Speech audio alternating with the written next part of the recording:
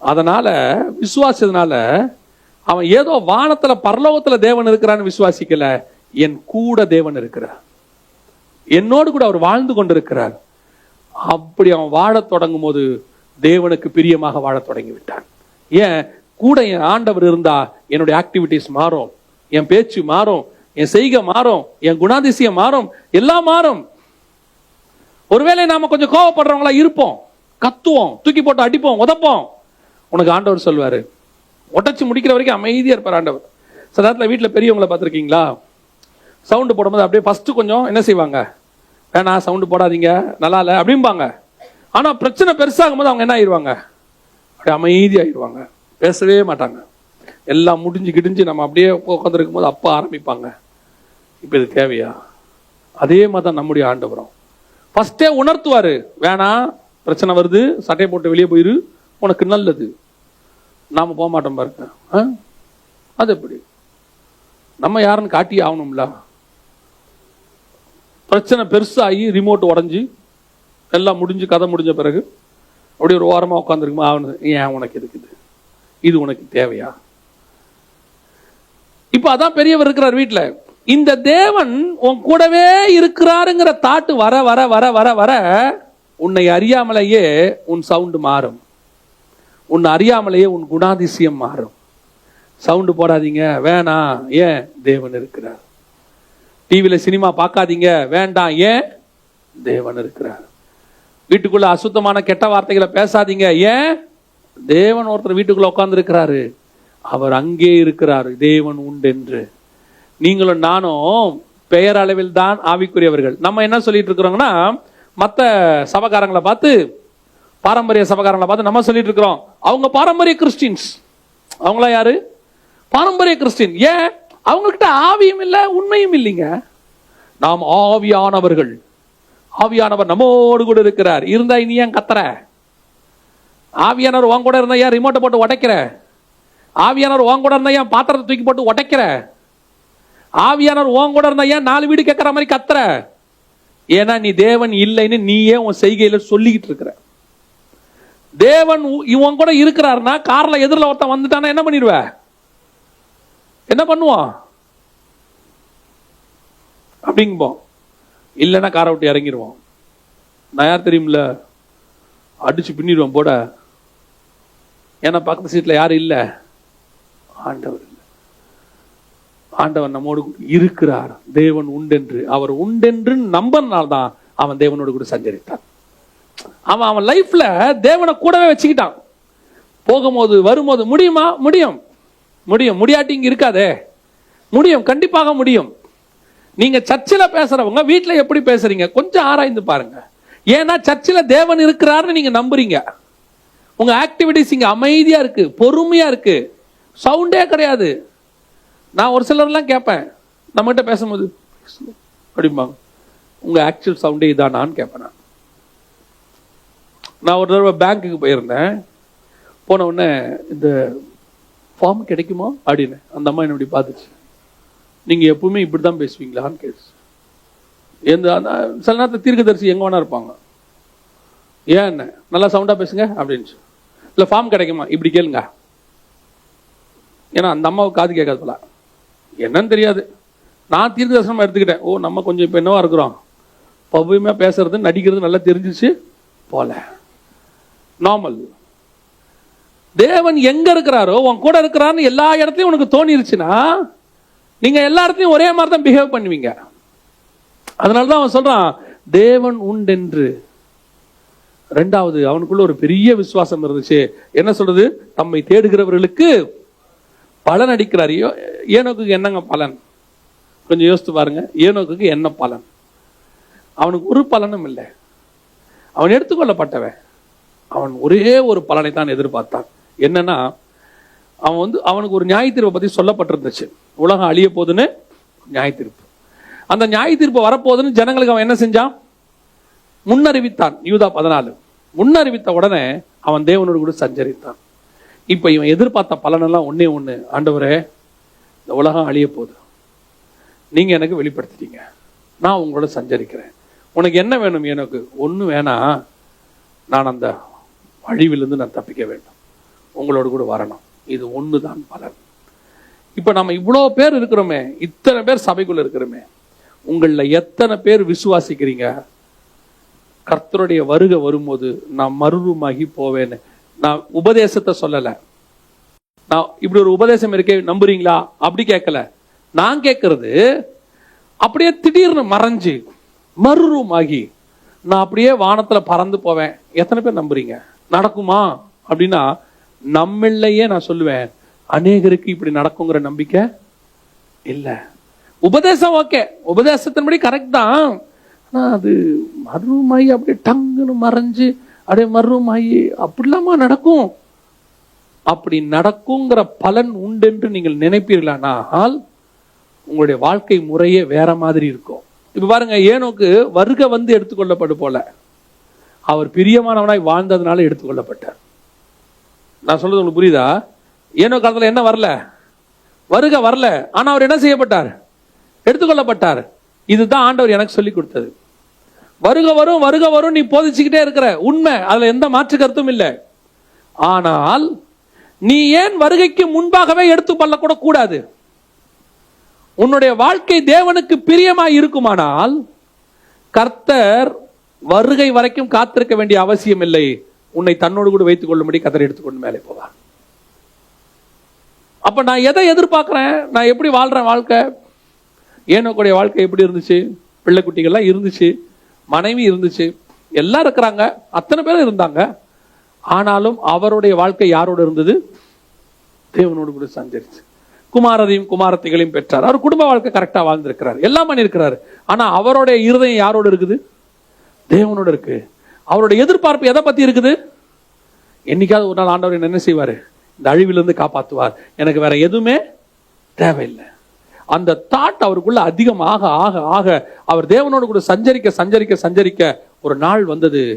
வசனம் சொல்லுது, இவன் எனக்கு ரொம்ப பிரியமானவன், இதுக்கு மேல நீ பூமியில இருக்க வேண்டாம், என் கூட வா. அவன் எடுத்துக்கொள்ளப்படுவதற்கு முன்பே சாட்சி பெற்றான். இதுக்கு மேல நீ இங்க என்ன செய்ய வேண்டாம், இருக்க வேண்டாம், என் கூட வா. ஏன் இதுக்கு மேல நீ எதுக்கு இங்க இருக்க? நீ என் கூட சஞ்சரிக்கிறவன் வந்து என் கூட அங்கேயும் சஞ்சரி. இதுதான் கர்த்தர் உங்களுக்கு எனக்கு வச்சிருக்கிற ஆசீர்வாதம். ஆண்டவர் மட்டும் பிரியமானவனேன்னு சொல்லிட்டாருன்னா, அந்த இடத்துக்கு நீங்களும் வந்துட்டோம்னா ஆண்டவர் உங்களை என்னையும் கொண்டு போய் பரலோக ராஜ்யத்தில் வைத்துக் கொள்ளார். அப்படி ஒரு ஆவிக்குரிய வாழ்க்கைக்கு நீங்கள் நானும் வரணும். அப்படியே தேவனோடு சஞ்சரிக்கிற ஒரு அனுபவம், தேவனோடு கூட நடக்கிற ஒரு அனுபவம், இருதயமும் தேவனுடைய இருதயமும் நம்ம இருதயமும் ஒன்னா இருக்கிற ஒரு அனுபவம். அப்படி தேவனோடு கூட நடக்க ஆரம்பிச்சு ஒவ்வொரு நாளும் நானும் தேவனும் அப்படியே பேச தொடங்கிட்டீங்கன்னா ஒரு நாள் வரும், இதுக்கு மேல நீ இந்த பூமியில என்ன செய்ய வேண்டாம், இருக்க வேண்டாம், வா போலாம். மோசையை பார்த்து சொன்னார், மோசே வா மேல போலாம். எலியாவை பார்த்து சொன்னாரு, ஏறி வா மேல இருக்கலாம். இந்த மாதிரி ஆண்டவர் உங்களுக்கும் எனக்கும் சொல்லுவாரு. நீங்களும் நானும் நம்ம ஸ்பிரிச்சுவல் லைஃபை எப்படி வச்சிருக்கோம்னா, நான் சாவர வரைக்கும் கிறிஸ்டியனா நல்லபடியா ஆவிக்குரியவனா வாழ்ந்துட்டு சாகணுங்கிறது நம்ம தாட். கர்த்தர் அப்படி ஒண்ணு வைக்கவே இல்லை. கர்த்தர் சொல்றது என்ன தெரியுமா? நீ எனக்கு பிரியமானவனாய் 35 வயசுல வாழ்ந்தாலும் உன்னை நான் எடுத்துக்கொண்டு மேலே போறேன். எனக்கு பிரியமானவனாய் நீ எவ்வளவு காலத்துக்குள்ள அந்த இடத்தை அச்சீவ் பண்றீங்களோ, அந்த இடத்துக்கு நீங்க வர்றீங்களோ, அதுக்கு பிறகு இந்த பூமியில் இருக்கிற எதுவும் உங்களை தடுத்து நிறுத்தாது.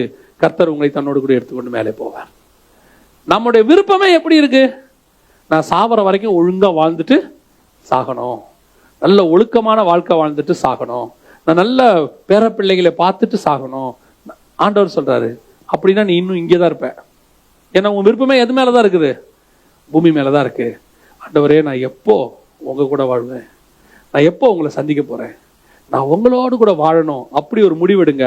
வெகு சீக்கிரத்தில் கர்த்தர் சொல்வாரு, எனக்கு பிரியமானவனாக நீ இருக்கிறாய், உன்னை நான் என்னோடு கூட வைத்துக் கொள்ளுகிறேன். அல்லேலூயா. இந்த உபதேசம் கொஞ்சம் கடினமான உபதேசம் தான், எனக்கு தெரியும். ஏன்னா இந்த உபதேசத்தை தான் இயேசு சொல்ல வந்தார். புதிய ஏற்பாட்டை பொறுத்த வரைக்கும் எவ்வளவு வருஷம் வாழ்றோன்றதே முக்கியம் இல்லை, எப்படி வாழ்றோங்கிறதா முக்கியம். வாழ்ந்து முடிச்சா 35 வயசுனா கூட சரி, கர்த்தர் எடுத்துக்கொண்டு மேலே போவார். 40 வயசுல கர்த்தர் எடுத்துக்கொண்டு மேலே போவார். எவ்வளவுக்கு எவ்வளவு தேவனோடு கூட சஞ்சரிக்கிறீங்களோ அவ்வளவுக்கு அவ்வளவு தேவன் பிரியமானவனை என்று நமக்கு சாட்சி கொடுப்பார். அல்லேலூயா. இந்த மாதிரி சபை, இப்படி தேவனோடு கூட சஞ்சரிக்கிற சபை வருகை வரைக்கும் காத்திருக்க வேண்டியதில்லை. எப்ப வேணாலும் கர்த்தர் உங்களை எடுத்துட்டு மேலே போயிடுவார். அதுதான் நம்ம டார்கெட். அதுதான் நம்ம அச்சீவ் பண்ண வேண்டிய ஒரு இடம். அந்த இடத்துக்கு நம்ம வந்துட்டோம்னா, பிஸ்காவின் கொடுமுடிக்கு நம்ம ஏறிட்டோம்னா, அதுக்கு பிறகு கர்த்தர் சொல்வாரு, மேலே ஏறி வா, இதுக்கு மேல நீ ஏறதுக்கு ஒண்ணுமே இல்ல. காணான பாத்துட்டியா, பாத்துட்டு வா, என் கூட வா, என்ன பண்ண போறேன், நானே உன்னை பாத்துக்கிறேன், அதுக்கப்புறம் உன்னை அடக்கம் பண்ணணுமோ என்ன பண்ணணுமோ எல்லாத்தையும் நான் பாத்துக்கிறேன், வா. கர்த்தர் எடுத்துக்கொண்டு மேலே போகிறார். எத்தனை பேருக்கு இப்படி ஒரு ஆவிக்குரிய வாழ்க்கை வாழணும் ஆசை இருக்குது? ஒரு ஆவிக்குரிய வாழ்க்கை உன்னதமாக, உச்சமாக, நான் இந்த உலகத்தில் இருக்கும் போதே நான் தேவனோடு கூட சஞ்சரிக்கிறவனாக, இந்த உலகத்தில் இருக்கும் போதே இதை வெறுக்கிறவனாக, இந்த உலகத்தில் இருக்கும் போதே பரலோகத்தை நேசிக்கிறவனாக, இந்த உலகத்தில் இருக்கும் போதே கண்மலை வெடிப்பு கொள்ள போய் தங்குகிற புறாவாக நீங்களும் நானும் மாறும்போது கர்த்தர் சொல்வாரு, என் பிரியமே, என் ரூபவதியே, உன்னில் பழுதொன்றும் இல்லையே அப்படின்னு கர்த்தர் கொண்டு போய் மேல உட்கார வச்சுப்பாரு. அல்லேலூயா. நம்ம எல்லாம் ஜெபம் பண்ண போறோம் தேவ சமூகத்துல. ஆண்டவர் நோக்கி பார்க்க போகிறோம். நம்ம எல்லாருக்குள்ளையும் ஒரே ஒரு எண்ணம் தான், ஒரே ஒரு தாட். ஆண்டவரே, நான் உமக்கு பிரியமாய் நடக்கணும், உமக்கு பிரியமாய் நடக்கணும், நடந்து அப்படியே காணாமல் போயிடணும். நான் பிரியமா நடக்கிறதுக்கு காரணம், நிறைய பேர் நம்ம என்ன யோசிக்கிறோம்னா, நான் பிரியமா நடந்து ஆசீர்வாதங்களை பெற்றுக்கொண்டு நானும் என் சந்ததியும் இந்த பூமியில ஆசீர்வாதமா இருக்கணும், வியாதி இல்லாம நான் கடைசியா நீடித்த ஆயுசோடு கூட மரணம் அடையணும், எனக்கு அப்புறம் என் பிள்ளைகள் இந்த பூமியில நல்லா இருக்கணும். இதுதான் நம்ம தாட். இந்த தாட் புதிய ஏற்பாட்டை பொறுத்த வரைக்கும் ஆப்போசிட் தாட். புதிய ஏற்பாட்டை பொறுத்த வரைக்கும் என்ன தெரியுமா, நானும் என் தேவனும் சஞ்சரிக்கணும், நான் என் தேவனுக்கு பிரியமா நடக்கணும், நான் என் தேவனோடு கூட நடக்கணும், அவர் சொல்ற இடத்துக்கு நான் வரணும், அந்த மலையின் அனுபவத்துக்குள்ள நான் கடந்து வரணும். ஒரு நாள் வரும், என் பிரியமானவனே என்று சொல்லி கர்த்தரை எடுத்துக்கொண்டு அவரோடு வைத்துக் கொள்வார். இதுதான் புதிய ஏற்பாட்டில நாம எதிர்பார்க்க வேண்டியது. ஆனா எதை எதிர்பார்த்துட்டு இருக்கிறோம்? வாழும் போது நல்ல ஆசீர்வாதமா, வியாதி இல்லாம, ஒரு 70-80 வயசு வரைக்கும் நீடித்த ஆயுசோட பேர பிள்ளைகள் எல்லாம் பார்த்துட்டு நிம்மதியா தூங்கும் போதே என் ஜீவன் போகணும். இது நாம எதிர்பார்க்கிறதான ஒரு நல்ல ஆவிக்குரிய வாழ்க்கையின் முடிவு. ஆனா கர்த்தர் உங்களுக்கு எனக்கு சொல்லிக் கொடுக்கிற ஆவிக்குரிய வாழ்க்கையின் முடிவு என்னவென்றால், நீ வாழுகிற இந்த நாட்களிலேயே தேவனோடு சஞ்சரிக்கணும், உன்னுடைய இருதயமும் உன் எண்ணமும் தேவன் மேலே மட்டும் இருக்கணும். நீ உலக வாழ்க்கை வாழ வேண்டியதுக்கு தேவையான உதவிகளை அவர் செய்வார். ஆனா உன்னுடைய என்னுடைய இருதயம் தேவனை நோக்கி இருக்கணும். ஒரு நாள் வரும், எனக்கு பிரியமானவனே என்று அவர் எடுத்துக்கொண்டு மேலே போவார். நம்முடைய சந்ததிகளை அவர் பாதுகாத்துக் கொள்வார். நம்மை பாதுகாத்த ஆண்டவர் நம்முடைய சந்ததியும் பாதுகாக்க வல்லமை உள்ளவராக இருக்கிறார். நீங்கள் நானும் என்ன சேர்த்து வச்சுட்டு போனாலும் அதை அவர்கள் தொலைப்பதற்கு வாய்ப்பு இருக்கு. ஆனா அவர்களுக்கு இயேசுவை கொடுத்துட்டு போயிட்டீங்கன்னா அவரை தொலைக்கவே முடியாது. அதுதான் உண்மையான பொக்கிஷம். பிள்ளைகளுக்கு நீங்க கொடுக்குற ஆஸ்தி, சம்பாத்தியம், வீடு, படிப்பு, ஒரு நாள் அது செயலற்று போகும், மதிப்பற்று போகும். எத்தனையோ படிப்பு மதிப்பு இல்லாம போயிருச்சு. ஆனா நீங்க கொடுக்கிற இயேசு விலையேற பெற்றவர். அவர் உங்கள் பிள்ளைகளையும் பிள்ளைகளின் பிள்ளைகளையும் பத்திரமாய் பாதுகாத்துக் கொள்வார். அப்ப நாம செய்ய வேண்டியது அவங்களுக்கு அதை கொடுத்துட்டு நாம தேவனோடு கூட சஞ்சரிக்கிறவங்களா மாறணும். ஒப்பு கொடுப்போமா தேவ சமூகத்துல? ஒருவேளை ஆண்டவர் உங்களோட பேசி இருப்பாரானா, நான் அப்படி ஒரு ஆவிக்குரிய வாழ்க்கை வாழணும் ஆண்டவரே, நான் பிரியமானவனே என்று உயிரோடு இருக்கும் போதே சாட்சி வாங்கணும் ஆண்டவரே, நான் மற்றவங்கிட்ட சாட்சி வாங்கி பிரயோஜனம் இல்லை ஆண்டவரே. இன்னைக்கு நல்ல ஊழியக்காரன் சொல்லுவாங்க, நாளைக்கு தூக்கி போட்டு மிதிப்பாங்க.